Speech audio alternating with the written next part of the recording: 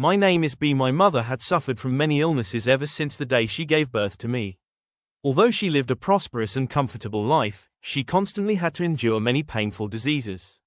Around the year of the dog in 2006, near the end of the year, while our whole family was preparing for the new year, we were suddenly shocked to discover that my mother had developed two serious illnesses, liver disease and gallstones. Though these two illnesses may sound common, my mother's condition was far from simple. Before that, my mother had already been feeling pain in her body, but she silently endured it without telling anyone because she did not want her children to worry or lose their joy, especially with Tet approaching. But when karmic retribution comes, does it ever spare anyone?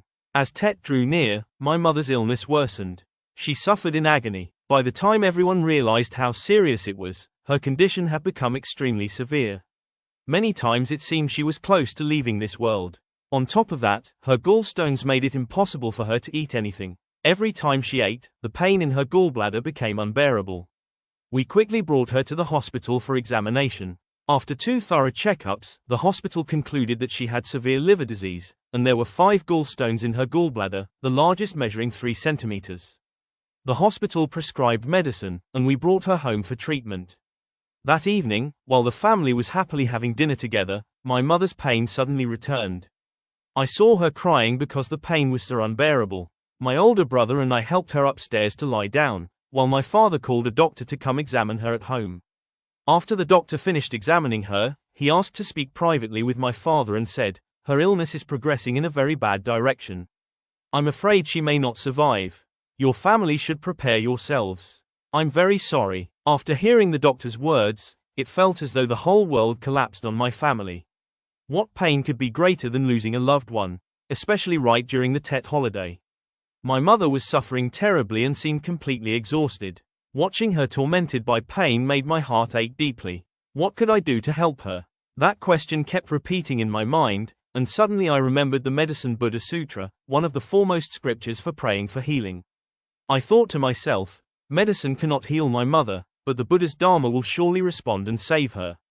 I encouraged my mother to recite the Buddha's name, saying that the compassionate Buddha would help her. Though I said this to comfort her, deep down I also hoped that if something unfortunate happened, she might still have a chance to attain rebirth in the Pure Land.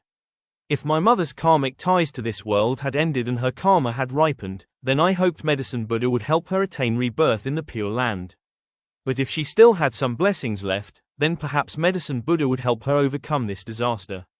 With that thought, I immediately went to the family altar, cleaned and arranged it so it would be pure and dignified, then began chanting the Medicine Buddha Sutra with utmost sincerity, constantly thinking of my mother and praying for Medicine Buddha's blessing upon her. When I reached the section of the Medicine Buddha consecration dhrani, I chanted the mantra many times, up to 1080 recitations, and then empowered a cup of water with another 108 recitations for my mother to drink. After finishing the sutra, I dedicated the merit into 3 parts, one offering to the Triple Gem, one sharing with sentient beings in the 6 realms, and one dedicated to my mother. I also vowed to dedicate all the merit from my mantra recitations and other virtuous deeds over the past nearly 6 years, as I practice Vajrayana Buddhism, offering it all for my mother. I prayed that her karmic obstacles be removed and that she recover quickly from illness, or if her lifespan had ended, may this merit help her attain rebirth in the Pure Land.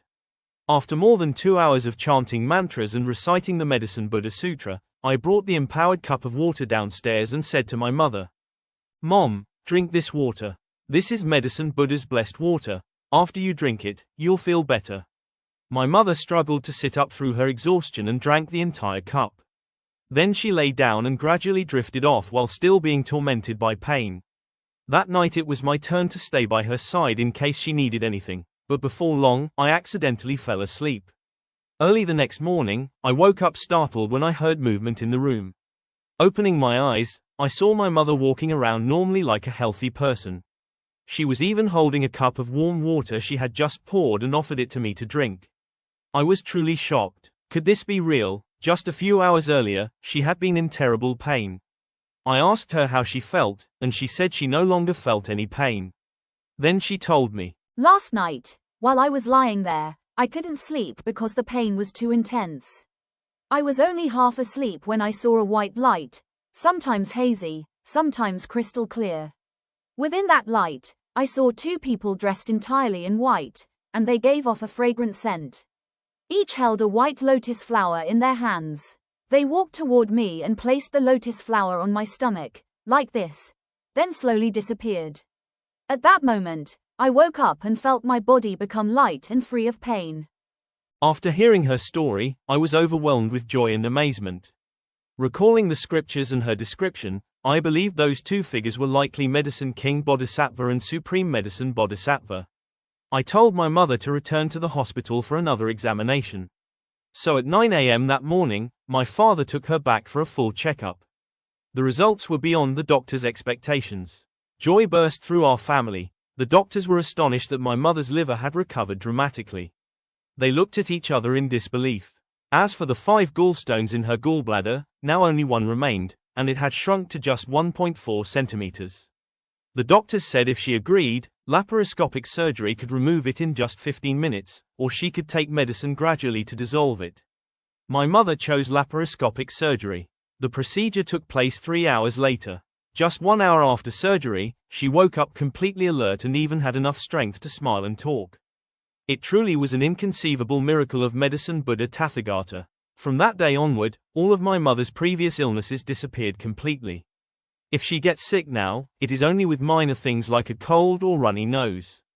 This story may sound like mythology or a fairy tale to some who do not deeply believe in Buddhism, but it is 100% true.